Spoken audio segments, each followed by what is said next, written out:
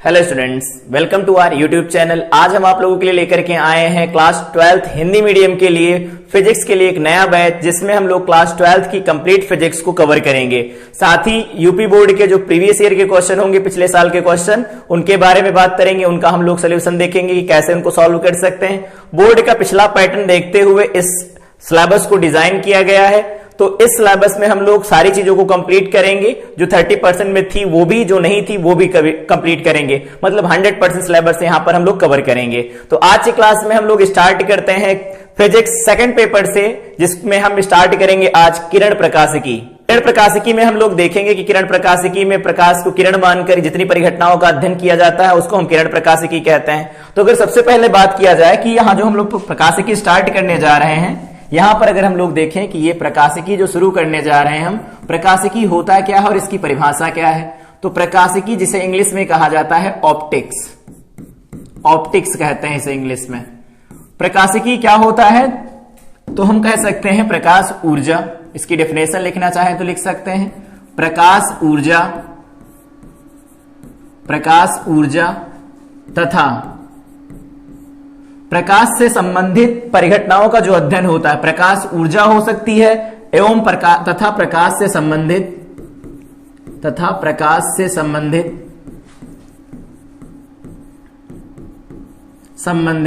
परिघटनाओं का अध्ययन, परिघटनाओं का अध्ययन, परिघटनाओं का अध्ययन, ये क्या कहलाता है? ये कहलाता है प्रकाशिकी। बात किया जाए प्रकाशिकी, तो प्रकाशिकी को दो भागों में बांटा गया है। पहला क्या है, दूसरा क्या है, दोनों भागों को हम लोग समझें। तो प्रकाशिकी को दो अलग अलग भागों में बांटा गया है। एक इधर लिख लेते हैं हम लोग,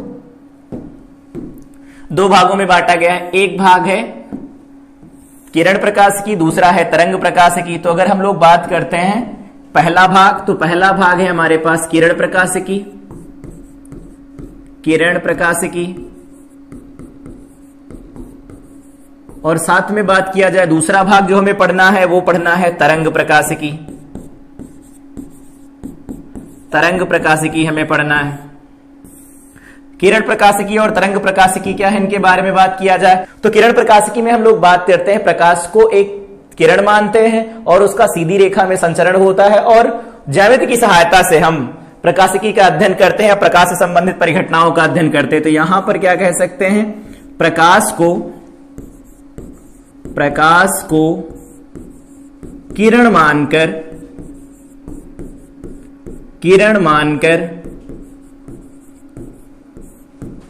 सीधी रेखा में संचरण, सीधी रेखा में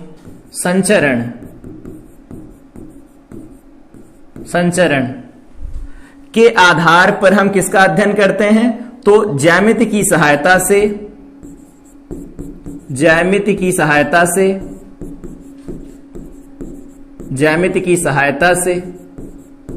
प्रकाश की परिघटनाओं का अध्ययन किया जाता है। ज्यामिति की सहायता से प्रकाश की परिघटनाओं का अध्ययन, प्रकाश की परिघटनाओं का अध्ययन, ये क्या कहलाता है, तो ये कहलाता है किरण प्रकाशिकी। मतलब कि प्रकाश का तो अध्ययन हम करेंगे, लेकिन प्रकाश को अगर किरण मान लिया जाए और प्रकाश को सीधी रेखा में संचरण हो, प्रकाश का सीधी रेखा में संचरण हो रहा हो, तो उसकी सहायता से अगर हम ज्यामिति लगाएं और प्रकाश की परिघटनाओं का अध्ययन करें तो उसे हम कहते हैं किरण प्रकाशिकी। किरण प्रकाशिकी में हमें क्या क्या पढ़ना पड़ता है, तो यहां पर लिख सकते हैं परावर्तन हम लोग पढ़ेंगे, परावर्तन, और साथ में ही यहां पर हम पढ़ेंगे अपवर्तन, इनको हमें पढ़ना है कि परावर्तन क्या होता, अपवर्तन क्या होता। परावर्तन में समतल दर्पण से परावर्तन देखेंगे, गोलीय दर्पण से देखेंगे, यहां लेंस से देखा जाएगा, गोलीय अपवर्तक सतहों से भी परावर्तन देखेंगे। तरंग प्रकाशिकी में क्या होता है, प्रकाश को तरंग मानकर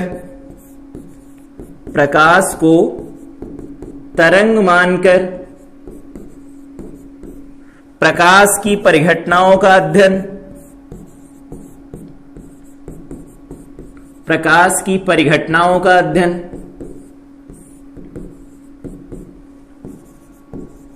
प्रकाश की परिघटनाओं का अध्ययन किया जाए तो उसे कहते हैं हम तरंग प्रकाशिकी। यहां पर किन चीजों के बारे में बात की जाएगी, तो यहां पर हम लोग पढ़ेंगे व्यतिकरण, व्यतिकरण पढ़ेंगे, विवर्तन पढ़ेंगे, ध्रुवण पढ़ेंगे आदि। ठीक है, व्यतिकरण, विवर्तन, ध्रुवण इन सबको पढ़ा जाएगा। किरण प्रकाशिकी में हम लोग परावर्तन, अपवर्तन इन सब के बारे में पढ़ेंगे। तो सबसे पहला है कि प्रकाशिकी क्या है, तो प्रकाश ऊर्जा तथा प्रकाश से संबंधित सभी परिघटनाओं का जो अध्ययन किया जाता है वो होता है प्रकाशिकी, जिसे इंग्लिश में कहा जाता है ऑप्टिक्स। और ऑप्टिक्स को दो भागों में बांटा जाता है, एक होता है किरण प्रकाशिकी जिसको हम लोग कहते हैं रे ऑप्टिक्स, रे ऑप्टिक्स कहा जाता है। छोटे छोटे टर्म इंग्लिश में भी याद रखेंगे, ये रे ऑप्टिक्स होता है। ये होता है वेव ऑप्टिक्स, वेव ऑप्टिक्स इसे कहा जाता है। किरण प्रकाशिकी मतलब रे ऑप्टिक्स में प्रकाश को किरण माना जाता है, सीधी रेखा में संचरित होती है ऐसा माना जाता है, और ज्यामिति की सहायता से प्रकाश की परिघटनाओं का अध्ययन किया जाता है, तो वो किरण प्रकाशिकी है। साथ ही बात करें तरंग प्रकाशिकी के बारे में, तो प्रकाश को तरंग मानकर प्रकाश की परिघटनाओं का अध्ययन किया जाता है, तो उसे हम कहते हैं तरंग प्रकाशिकी। तरंग प्रकाशिकी में हमें क्या क्या पढ़ना है, विवर्तन पढ़ना है, व्यतिकरण पढ़ना है और साथ में ध्रुवण भी पढ़ना है। तो ये हो गया इंट्रोडक्शन इस चैप्टर का। अब अगर आगे बात करें तो प्रकाश के बारे में हम लोग बात कर रहे हैं, तो हम लोगों को पता है कि प्रकाश क्या होता है। तो सबसे पहले अगर हम डेफिनेशन लिखें कि प्रकाश क्या है, तो प्रकाश सबसे पहले हेडिंग लगाते हैं प्रकाश, जिसको हम लोग इंग्लिश में कहते हैं लाइट। तो प्रकाश ये ऐसा नहीं कि प्रकाश जिसकी वजह से हम चीजों को देख पाते हैं, ये खुद दिखाई नहीं देता है, वो मतलब क्लास 9 10th वाली डेफिनेशन नहीं। यहां प्रकाश एक तरह की ऊर्जा होती है, ये बात हम लोग क्लास 9 10th से जानते हैं। तो यहां लिख सकते हैं अब क्लास 12th में प्रकाश एक विद्युत चुंबकीय विकिरण है, विद्युत चुंबकीय विकिरण है, विकिरण है। और विद्युत चुंबकीय विकिरण है जिसका तरंग दैर्घ्य परिसर, जिसका तरंग दैर्घ्य परास, तरंग दैर्घ्य परास, तरंग दैर्घ्य परास इसका इन जनरल जो लिखा जाता है वो ऐसे लिखते हैं 4000 एंगस्ट्रॉम से लगा करके 8000 एंगस्ट्रॉम के बीच लिखा जाता है। कहीं कहीं पर बुक में दिया होता है 3600 एंगस्ट्रॉम से लगा करके 7800 एंगस्ट्रॉम दिया जाता है। तो कोई भी लिखा हो ये अप्रोक्सीमेट 4 से 8000 के बीच में मान सकते हैं कि ये होता है इसका तरंग दैर्घ्य परास, इतना होता है। तो प्रकाश एक विद्युत चुंबकीय विकिरण है जिसकी तरंग दैर्घ्य परास इतनी होती है। अब बात किया जाए कि विद्युत चुंबकीय विकिरण क्या होते हैं, तो विद्युत चुंबकीय विकिरण के बारे में अगर हम बात करें तो यहां पर विद्युत चुंबकीय स्पेक्ट्रम पूरा बताते हैं, स्पेक्ट्रम।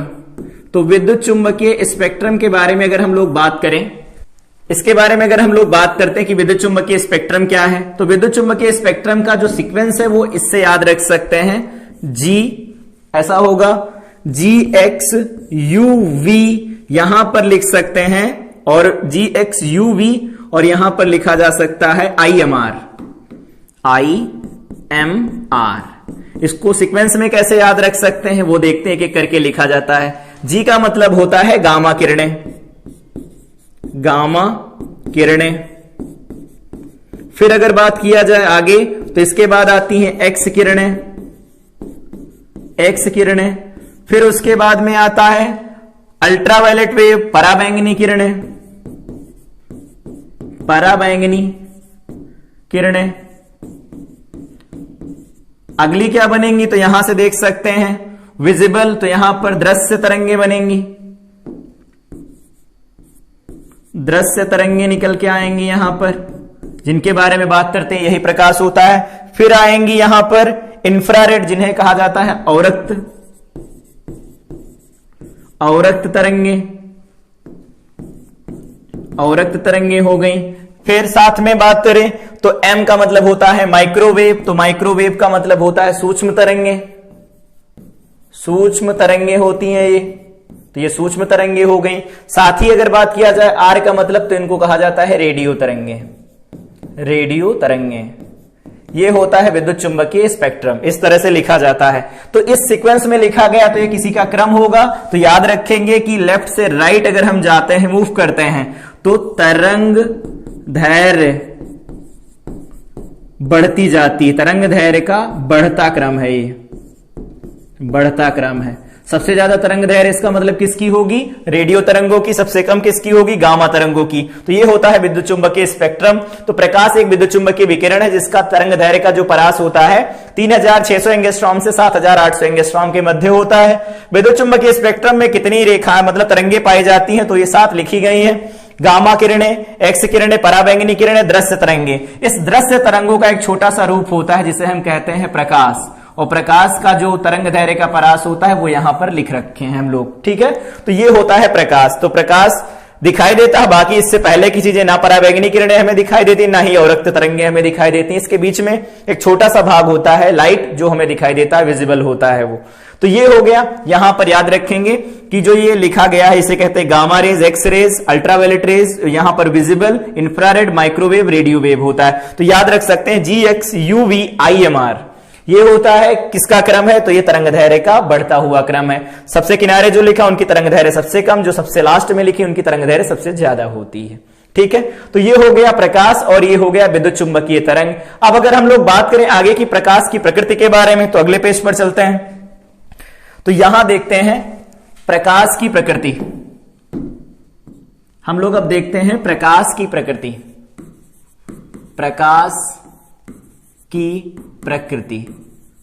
तो प्रकाश की प्रकृति के माने तो ये बहुत बड़ा डिबेट है, काफी लंबे समय तक चला था, लेकिन हम उस डिबेट पर ना जाकर के जो लोगों ने बात की उसके बारे में सीधे डिटेल बात करेंगे कि प्रकाश की प्रकृति कितनी होती। तो प्रकाश की 2 प्रकृति होती। पहली एक होती है कण प्रकृति। कण प्रकृति ये किस सिद्धांत से आई थी? तो कण प्रकृति आई थी न्यूटन के कणिका सिद्धांत से। न्यूटन का कणिका सिद्धांत, कणिका सिद्धांत, न्यूटन कार्पस्कुलर थियरी, न्यूटन का यह कणिका सिद्धांत था। न्यूटन का कणिका सिद्धांत इस बात को बताता है कि प्रकाश एक कण है। न्यूटन के कणिका सिद्धांत के अनुसार अगर बात करें, इसके अनुसार, न्यूटन के कणिका सिद्धांत के अनुसार प्रकाश जो होता है वो छोटे छोटे कणों से मिलकर बना होता है। प्रकाश छोटे छोटे कणों से मिलकर बना होता है। कणों से मिलकर बना होता है। कणों से मिलकर बना होता है। तो ये पॉइंट हो गया कि सबसे पहले न्यूटन ने बात की थी कि प्रकाश एक कण है। उन्होंने कणिका सिद्धांत दिया, उन्होंने बताया कि प्रकाश छोटे छोटे कणों से मिलकर बना होता है। जो ये छोटे छोटे कण होते हैं, ये छोटे छोटे कण क्या कहलाते हैं? तो न्यूटन के हिसाब से इनको कहा जाता है कणिकाएं। कणिकाएं, इनको कणिकाएं कहा जाता है। इंग्लिश में कहा जाता है कॉर्पसल्स, इस तरह से लिखा जाता है। लेकिन बात किया जाए इन कणिकाओं के बारे में कि इनकी प्रॉपर्टी क्या होती है, तो इनका ये द्रव्यमान रहित होती हैं। ये क्या होती हैं? द्रव्यमान रहित होती हैं। द्रव्यमान रहित होती हैं। इन्होंने ये भी बात की थी कि अलग अलग रंग की जो कणिकाएं होती हैं अलग अलग होती हैं। जैसे लाल रंग हमें बहुत ज्यादा दिखाई देता है तो उन्होंने कहा कि लाल रंग की कणिका सबसे बड़ी होती है।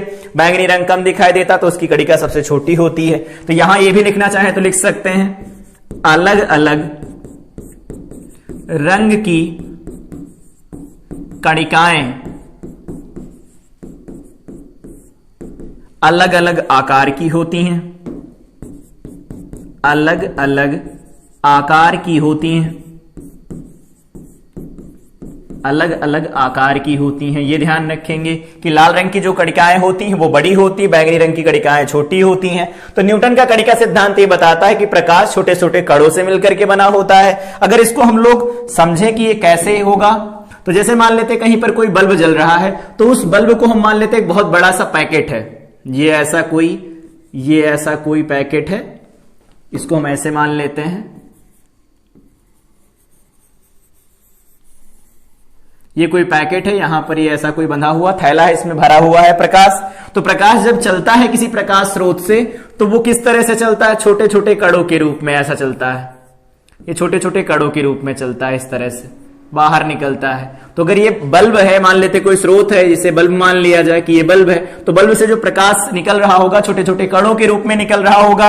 ये कण ऐसे होते हैं जिनका कोई द्रव्यमान नहीं होता है। ये कणिकाएं अलग अलग रंग के लिए अलग अलग आकार रखती हैं। जैसे लाल रंग हो गया तो लाल रंग की कणिका सबसे बड़ी होती है और बैंगनी रंग की कणिका सबसे छोटी होती, इसीलिए लाल रंग हमें ज्यादा दिखाई देता है बैंगनी रंग की तुलना में।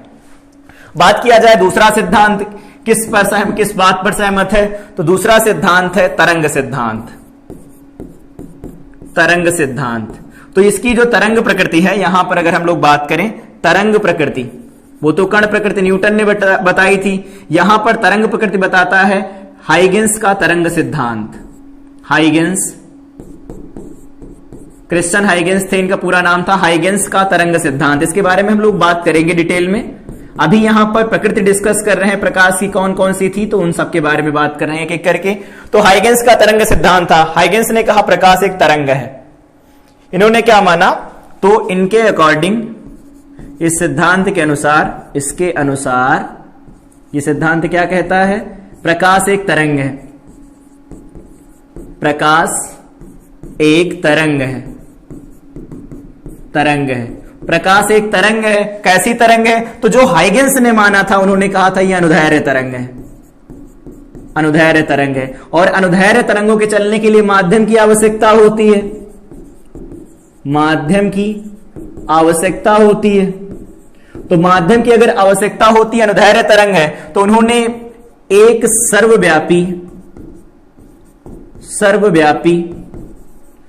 माध्यम ईथर की कल्पना की थी। इन्होंने ईथर की कल्पना की।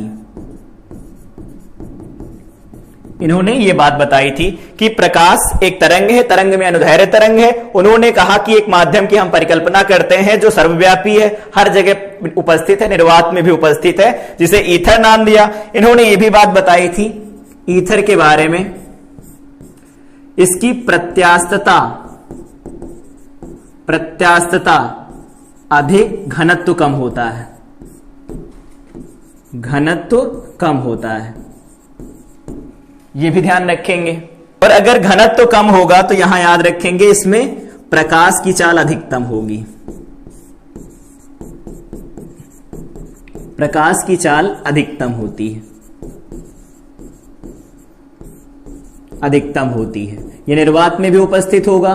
लेकिन अगर बात किया जाए, ये जो बात लिखी है हाइगेंस ने बताई थी कि प्रकाश एक तरंग है, अनुदैर्ध्य तरंग है, अनुदैर्ध्य तरंगों के चलने के लिए माध्यम की आवश्यकता होती है। तो उन्होंने एक सर्वव्यापी माध्यम ईथर की कल्पना की थी। उन्होंने कहा था ईथर प्रत्यास्थता अधिक तथा कम घनत्व वाला एक सर्वव्यापी माध्यम है जिसमें प्रकाश की चाल अधिकतम होती है। तो ये थी हाइगेंस की बात। यहां पर ये कण के बारे में बताया था, तो ये न्यूटन ने बताया था। अब अगर आगे बात किया जाए कि जो तरंग प्रकृति रखता है, इसमें जो ये अनुदैर्ध्य प्रकृति इन्होंने बताई थी, न्यूटन ने बताया था न्यूटन के हिसाब से कि अगर कोई माध्यम का घनत्व तो ज्यादा है, मतलब सघन माध्यम है, आगे हम बात करेंगे सघन माध्यम विरल माध्यम क्या होता है, तो न्यूटन के हिसाब से सघन माध्यम में जो चाल होती थी वो अधिक होती थी। लेकिन ऐसा नहीं, बाद में हम लोगों ने देखा भी, क्लास 10th में हम लोग पढ़ते हैं जिसमें पढ़ाया जाता है अपवर्तनांक, वहां से भी देखा था कि जैसे जैसे अपवर्तनांक बढ़ता जाता है माध्यम का जो माध्यम में चाल होती है वो घटती जाती है। तो सघन माध्यम में चाल अधिक होती है, न्यूटन का मानना था। लेकिन हाइगेंस का मानना था कि विरल माध्यम में चाल अधिक होती है, विरल माध्यम में चाल अधिक होती है, विरल माध्यम में चाल अधिक होती है। तो ये हाइगेंस का था और ये न्यूटन का था। सघन माध्यम में चाल अधिक, इन्होंने कहा था विरल माध्यम में चाल अधिक। फिर बाद में ये सिद्ध भी किया गया था कि विरल माध्यम में चाल वाकई अधिक होती है। और अगर बात करें कि इसके हिसाब से जो ये हम लोगों ने अभी पढ़ा कि ये कणिका सिद्धांत है, ये तरंग सिद्धांत है, इसके बाद अगर बात करें तो ये कण प्रकृति का समर्थन करता है। हाइगेंस का तरंग सिद्धांत तरंग का समर्थन करता है। कणिका सिद्धांत के आधार पर परावर्तन अपवर्तन की व्याख्या कर सकते हैं, लेकिन व्यतिकरण और विवर्तन इन सब की व्याख्या नहीं की जा सकती। ये डिबेट चल ही रहा था कि एक यहां पर प्रयोग किया था लेनार्ड ने, लेनार्ड का प्रकाश वैद्युत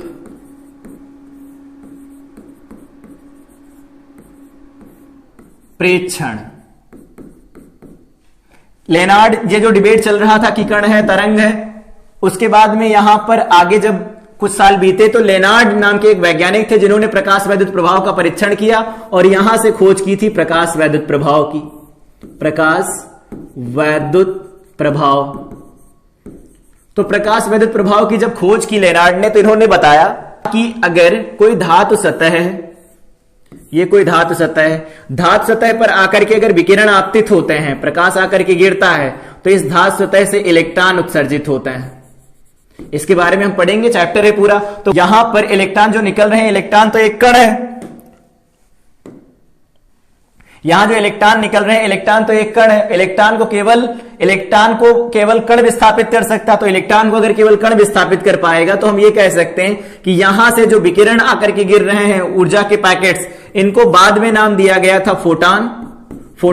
और जो प्रकाश वैद्युत प्रभाव था, इसकी पुष्टि कर दी थी आइंस्टीन ने, अल्बर्ट आइंस्टाइन ने। इसकी पुष्टि किसने की थी? तो अल्बर्ट आइंस्टीन ने की थी। अल्बर्ट आइंस्टीन ने इसकी पुष्टि भी कर दी कि हाँ, ये प्रकाश वैद्युत प्रभाव कैसे होता है, इसको समझा भी दिया, अपनी समीकरणें भी दे दी। तो फिर यहां से क्या पता चला? यहां से कंक्लूजन निकल के आया, प्रकाश एक कण है। फिर से वही, प्रकाश एक कण है। अब न्यूटन की जो थियरी चल रही थी, कार्पस्कुलर थियरी, वो फिर पीक पर गई कि ये प्रकाश जो यहां पर चल रहा है वो एक कण है। न्यूटन ने भी यही बात बताई थी। तो क्रिश्चियन हाइगेंस की जो थियरी थी उस पर बहुत बड़ा झटका लगा कि कण प्रकृति, पहले न्यूटन ने माना था, कण प्रकृति अब भी निकल के आ रही। तो जब प्रकाश एक कण है, इस बात की पुष्टि हो गई दोबारा से प्रकाश वैद्युत प्रभाव की खोज के बाद, तो फिर से वही हुआ। यहां से एक नई थियरी ने जन्म लिया जिसका नाम है प्लांक का क्वांटम सिद्धांत। प्लांक का क्वांटम सिद्धांत। क्वांटम सिद्धांत। और यहां से यह बताया गया कि जो प्रकाश होता है ऊर्जा के छोटे पैकेटों के रूप में चलता है। प्रकाश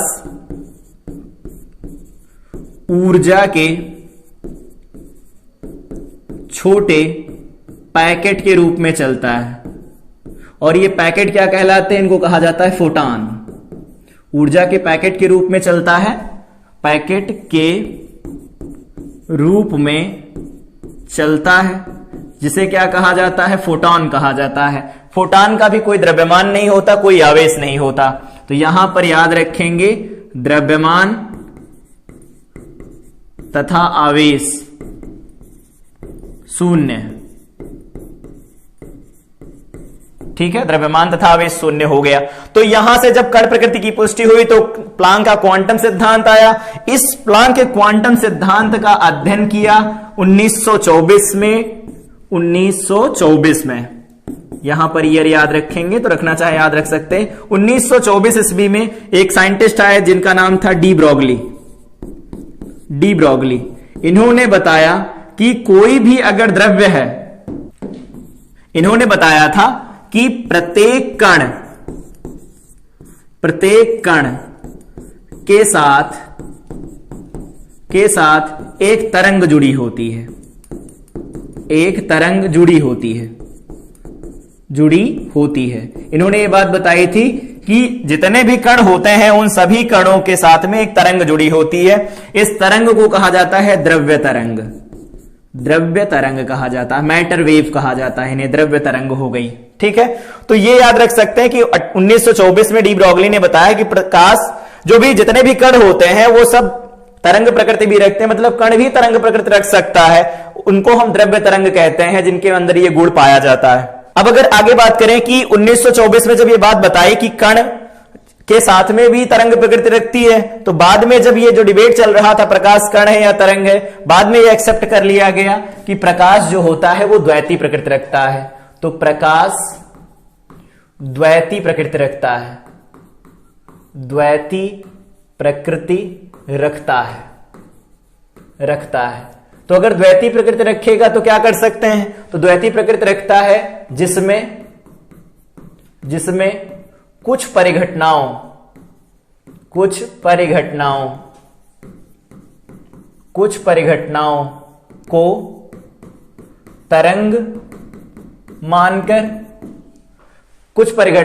तरंग मानकर, मतलब प्रकाश को तरंग माना गया, लेकिन कुछ परिघटनाएं थी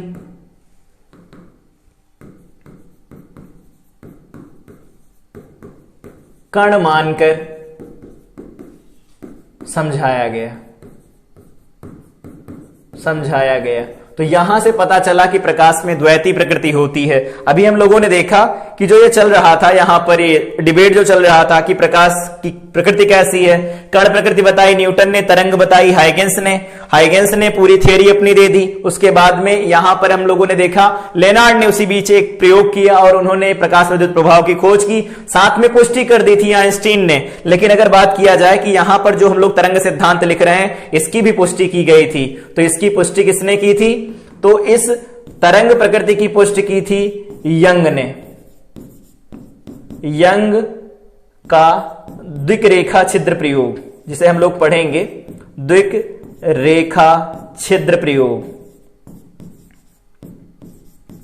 इसके बारे में बात करेंगे। तो यंग ने अपने द्विरेखा छिद्र प्रयोग डबल स्लिट एक्सपेरिमेंट से प्रूफ कर दिया कि जो लाइट होता है वो वेव है, प्रकाश एक तरंग है। लेकिन बाद में जब ये आए थे लेनार्ड, इन्होंने फिर से प्रयोग किया, मतलब जो प्रयोग किया, प्रकाश विद्युत प्रभाव की खोज की और आइंस्टीन ने उसकी पुष्टि की और अपनी समीकरणें दे दी प्रकाश विद्युत प्रभाव पर। तो फिर पता चला कि प्रकाश एक कण है। और आइंस्टीन ने जब अपनी प्रकाश विद्युत समीकरणें दे दी प्रकाश विद्युत प्रभाव के लिए, तो उसके बाद में वहां से एक नई थियरी बनी, प्लांक का क्वांटम सिद्धांत। और वहां से पता चला कि प्रकाश के लिए अगर बात किया जाए इस तरंग सिद्धांत के लिए, कि प्रकाश ऊर्जा के छोटे छोटे पैकेट के रूप में चलता है, जिसे फोटॉन कहा जाता है। फोटॉन का द्रव्यमान और आवेश नहीं होता। 1924 में डी ब्रोगली आए, उन्होंने बताया कि प्रत्येक कण के साथ एक तरंग जुड़ी होती है, जिसे द्रव्य तरंग कहते हैं। मतलब प्रकाश तरंग है, कण भी है, मतलब कण भी है, तरंग भी है, मतलब दोनों नेचर रखता है। तो बाद में एक्सेप्ट कर लिया गया कि प्रकाश की द्वैती प्रकृति होती है। उसकी कुछ परिघटनाओं को हम लोग तरंग मानकर समझा सकते हैं, कुछ परिघटनाओं को हम कण मान करके समझा सकते हैं। तो प्रकाश की जो प्रकृति होती है वो द्वैती प्रकृति होती है। अब अगर बात किया जाए तो ये था हिस्ट्री ऑफ लाइट के बारे में, थोड़ी बातें हम लोगों ने की। जैसे यहां पर देखा कि लाइट क्या होती है। सबसे पहले हम लोगों ने देखा प्रकाशिकी क्या है, किरण प्रकाश की, तरंग प्रकाशिकी के बारे में बात की।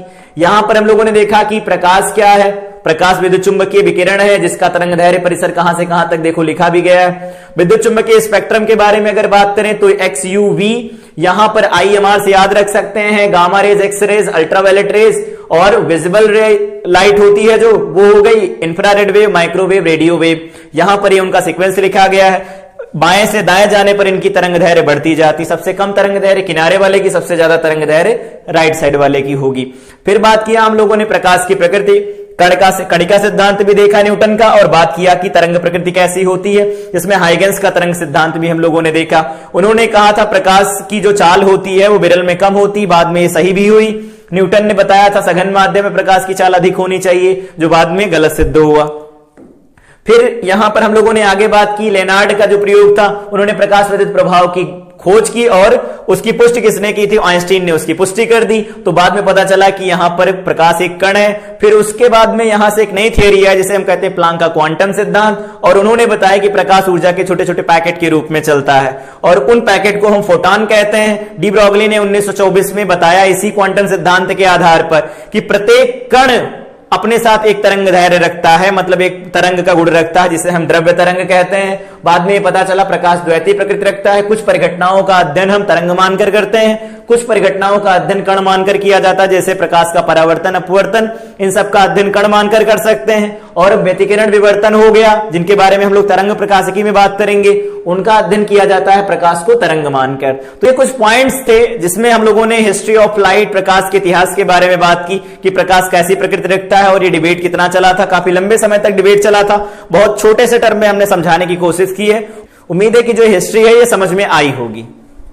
अब अगर हम लोग इसके आगे बढ़े तो यहां से हमें पढ़ना रहता है कि प्रकाश का परावर्तन आगे पढ़ना, तो उससे जुड़ी कुछ चीजों के बारे में बात कर लेते हैं। सबसे पहले हमें यह देखना होता है कि किरण क्या है।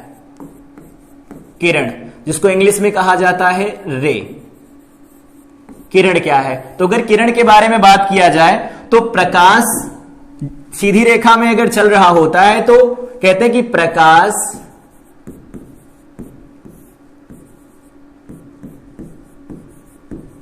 सीधी रेखा में संचरण, ये प्रकाश का सीधी रेखा में संचरण दिखाने के लिए हम क्या करते हैं, एक एरो बनाते हैं। ये एरो बनाया जाता है। इस एरो के बारे में अगर हम लोग बात करें तो ये कैसा होता है, यहां से देख सकते हैं। इसका जो एरोहेड होता है, इसे हम कहते हैं एरोहेड। एरोहेड ये हमें बताता है संचरण की दिशा। किसकी दिशा बताएगा ये हमें? संचरण की दिशा बताता है, संचरण की दिशा बताता है। और अगर बात करें कि ये जो एरो बताएगा संचरण की दिशा बताएगा, और ये स्ट्रेट लाइन क्या बताती है? तो स्ट्रेट लाइन बताती है, ये सरल रेखा हमें बताती है, सरल रेखा हमें ये बताती है कि प्रकाश सरल रेखीय पथ पर चलता है, सरल रेखीय पथ पर चलता है। ठीक है, तो ये होता है किरण। लेकिन किरण ऐसा तो है नहीं कि प्रकाश एक किरण के रूप में आगे की तरफ चलेगा। ये कैसा कॉन्सेप्ट है? तो हाइपोथेटिकल कॉन्सेप्ट होता है, मतलब ये काल्पनिक होता है। प्रकाश चलता किसमें है? तो पुंज के रूप में चलता है। तो प्रकाश पुंज के बारे में बात करें, प्रकाश पुंज जिसे हम कहते हैं इंग्लिश में beam of light, beam of light. अगर इसके बारे में बात करें कि बीम ऑफ लाइट क्या होती हैं, तो याद रखेंगे कि जब प्रकाश की किरणें आपस में जुड़ती हैं, बंडल, यहां लिखना चाहें तो लिख सकते हैं बंडल ऑफ रेज, तो यहां पर लिख सकते हैं बंडल रेज। किरणों, प्रकाश किरणों, प्रकाश किरणों का समूह क्या कहलाता है? तो प्रकाश किरणों का समूह हमें बताता है प्रकाश पुंज के बारे में। और प्रकाश पुंज कितने प्रकार की होती है? तो प्रकाश पुंज 3 प्रकार की होती हैं। एक तो होती है समांतर, दूसरी होती हैं अपसारी, अपसारी, और तीसरी होती हैं अभिसारी, अभिसारी होती हैं। पैरेलल हो गई, इनको कहा जाता है, ये पैरेलल हो गई, इंग्लिश याद रखेंगे। अपसारी का मतलब होता है डाइवर्जिंग, डाइवर्जिंग, और यहां पर लिखा है तो अभिसारी का मतलब होता है कन्वर्जिंग, कन्वर्जिंग। ठीक है, तो डाइवर्जिंग हो गई, कन्वर्जिंग हो गई, पैरेलल हो गई। अब इनको कैसे बनाया जा सकता है? तो यहां पर हम लोग देख सकते हैं समांतर का मतलब ये इस तरह से बनाई गई हूं, यहां से ऐसे बनाई गई हूं, इस तरह से बनाई गई हूं, ये ऐसा हो गया, तो ये समांतर हो गई। समांतर प्रकाश पुंज। और समांतर प्रकाश पुंज को पतला करते चले जाए, बहुत पतला करते चले जाएं, तो वो किरण हो जाती है। ठीक है, बात किया जाए दूसरे कॉन्सेप्ट के बारे में कि दूसरा कॉन्सेप्ट क्या है, तो यहां पर है अपसारी।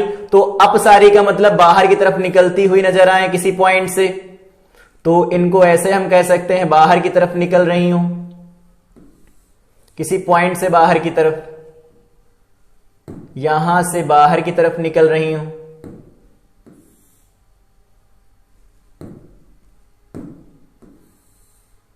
ये ऐसा है, किसी पॉइंट से बाहर की तरफ निकल रही है ये, तो इनको क्या कहेंगे हम? अगर किसी पॉइंट से बाहर की तरफ निकल रही होती तो इनको हम कहते हैं कि ये कैसी बाहर की तरफ जा रही हैं, डाइवर्ज हो रही हैं, तो ये होती हैं डाइवर्जिंग, जिनको कहा जाता है अपसारी।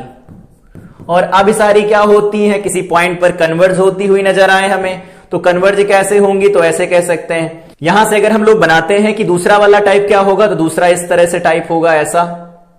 यहां से हम लोग कह सकते हैं ये इधर की तरफ बढ़ रही होंगी, ये इधर की तरफ बढ़ रही होंगी, ये इधर की तरफ बढ़ रही हैं, तो किसी विशेष बिंदु पर मिलती हुई हमें नजर आ सकती हैं। ये जैसे अगर इनको आगे बढ़ाया जाए, ये कुछ इस तरह से, ये कुछ इस तरह से, ये आगे की तरफ बढ़ाया जाए कुछ इस तरह से, तो यहां कहीं पर मीट करती हुई नजर आती, तो इनको कहा जाता है अभिसारी।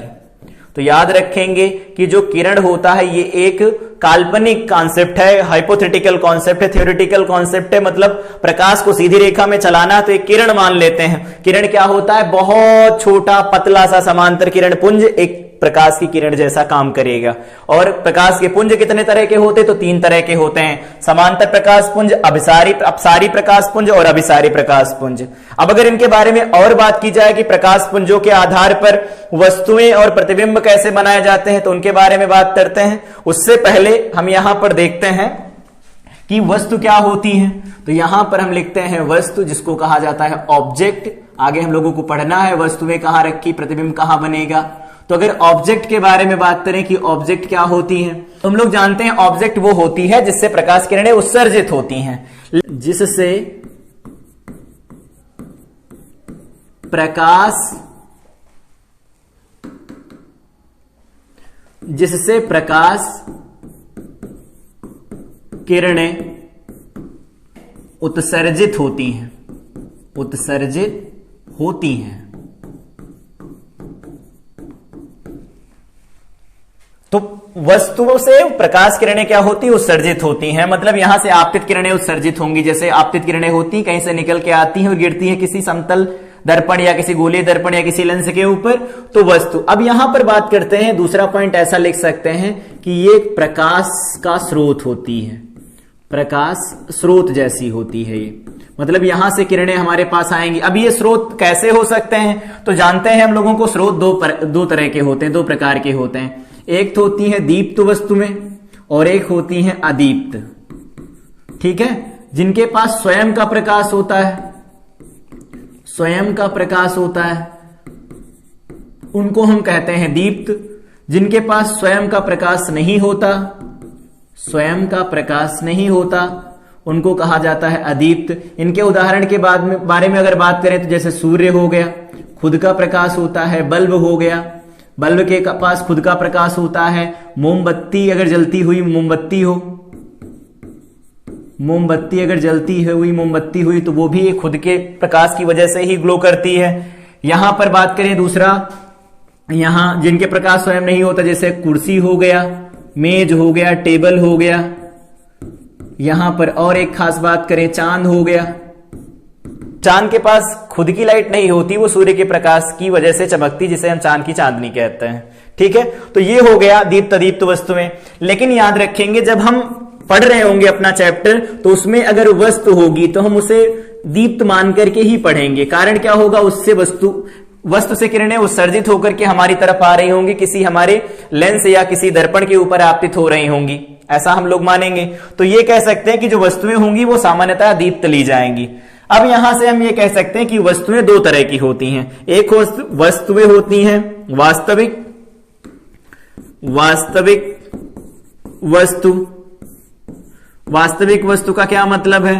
तो वास्तविक वस्तु का मतलब यह होता है कि उससे वास्तव में किरणें निकल रही हों, वास्तव में किरणें निकल रही हो। जैसे यहां पर कोई वस्तु है और यहां से किरणें बाहर निकल रही हो, इस तरह से यहां से किरण इधर निकल रही हो, इधर से इधर निकल रही हो, इधर से इधर निकल रही हो, ये किरणें बाहर की तरफ निकल रही हो सारी।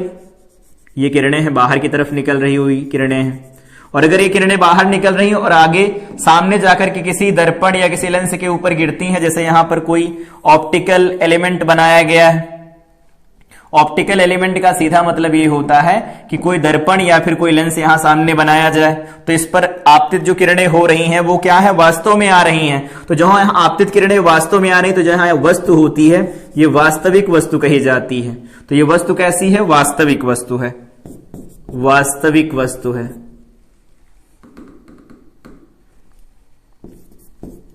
वास्तविक वस्तु हो गई। वास्तविक वस्तु के लिए याद रखेंगे, जब भी वास्तविक वस्तु होगी तो वहां से जो किरणें उत्सर्जित हो रही होंगी वो कैसी होंगी?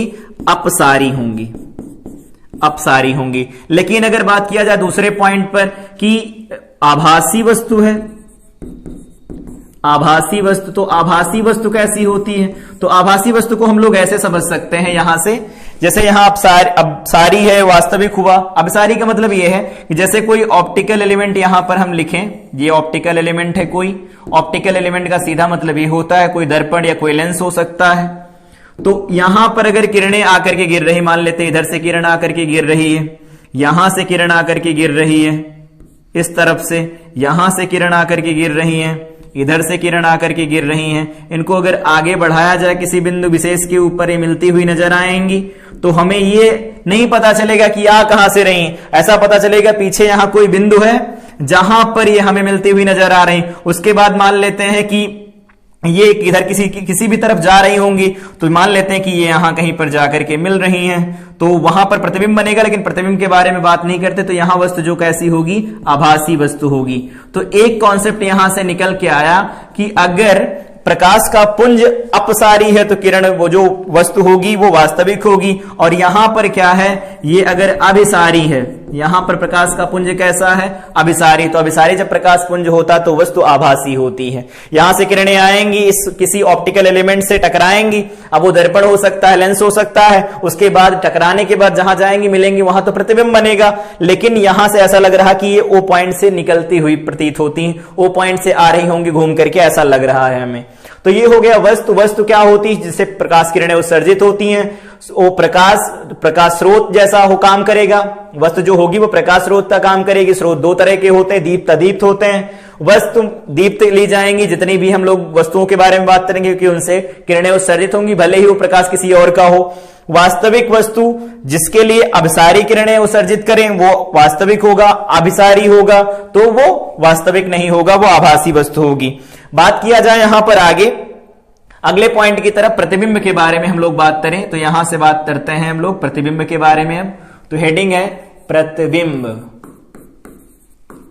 प्रतिबिंब की प्रतिबिंब क्या होता है? तो हम लोग जानते हैं प्रतिबिंब क्या होता है कि अगर कोई दर्पण है या लेंस है, परावर्तन हो रहा हो या अपवर्तन हो रहा हो, तो परावर्तन या अपवर्तन के बाद जो किरणों का कटान बिंदु होता है, तो परावर्तन या अपवर्तन के पश्चात या अपवर्तन के पश्चात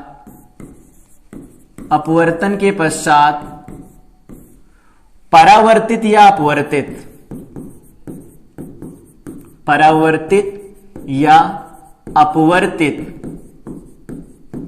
किरणों का कटान बिंदु, कटान प्रतिबिंब कहलाता है। ये परिभाषा हो गई कि प्रतिबिंब क्या होता है। साथ ही अगर बात करें हम लोग कि प्रतिबिंब कितने तरह के होते हैं, तो दो तरह के होते हैं। पहला वास्तविक होता है, वास्तविक प्रतिबिंब। वास्तविक प्रतिबिंब में क्या होता है? तो वास्तविक प्रतिबिंब में जो किरणें होती हैं, परावर्तित या अपवर्तित किरणें, परावर्तित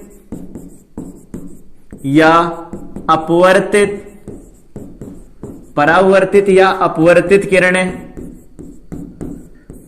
वास्तव में मिलती हैं, वास्तव में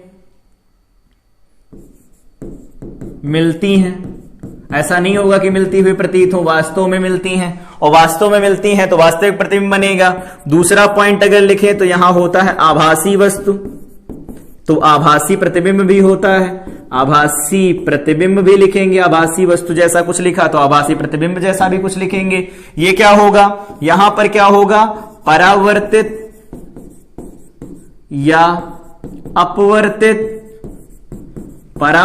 या अपवर्तित किरणें मिलती हुई प्रतीत होती हैं, प्रतीत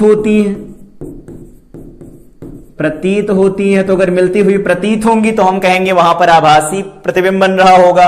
आभासी प्रतिबिंब वास्तविक प्रतिबिंब बनता कैसे है? तो मान लेते हैं कि ये कोई ऑप्टिकल एलिमेंट है। ऑप्टिकल एलिमेंट जैसे दर्पण हो सकता है, यहां पर कोई भी हो सकता है ऑप्टिकल एलिमेंट, लेंस भी हो सकता है। तो मान लेते हैं यहां से किरणें निकल रही हैं, यहां से किरणें निकल रही हैं और यहां पर जाकर के मिल रही हैं। ये कुछ ऐसा है, यहां से किरणें निकल रही हैं, यहां से किरणें निकल रही हैं, यहां से किरणें निकल रही हैं, इससे किरणें निकल रही हो जाकर के यहां कहीं पर मिल रही, तो कटान बिंदु है ये।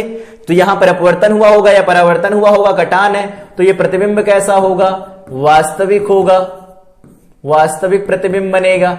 लेकिन अगर दूसरे पॉइंट के बारे में हम लोग बात करें, जैसे यहां पर ये ऑप्टिकल एलिमेंट है, अब की बार दर्पण या लेंस हो सकता है, यहां से किरणें निकल तो रही हैं लेकिन इस तरह से निकल रही हैं, इस तरह से बाहर की तरफ, ये ऐसे निकल रही हैं किरणें। तो ये इधर की तरफ किरणें बनाई गई, अगर इनको पीछे बढ़ाया जाए तो किसी बिंदु से निकलती हुई विशेष प्रतीत होंगी।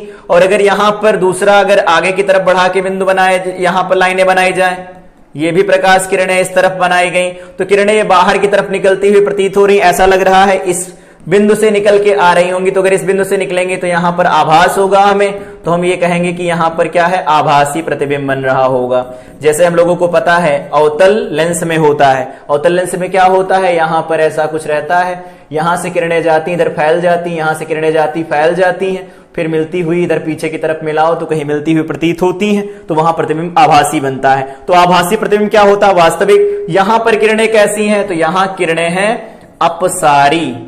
तो अपसारी किरणें तो आभासी प्रतिबिंब बनेगा। यहां पर क्या है, अभिसारी, अभिसारी, तो अगर ये अभिसारी हैं तो यहां पर जो प्रतिबिंब बनेगा अभी वास्तविक बनेगा।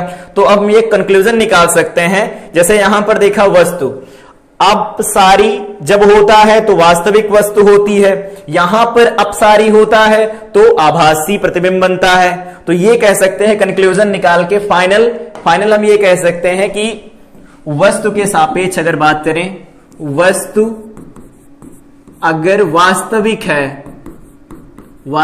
है तो प्रतिबिंब जो बनता है वो आभासी बनता है, आभासी प्रतिबिंब बनता है।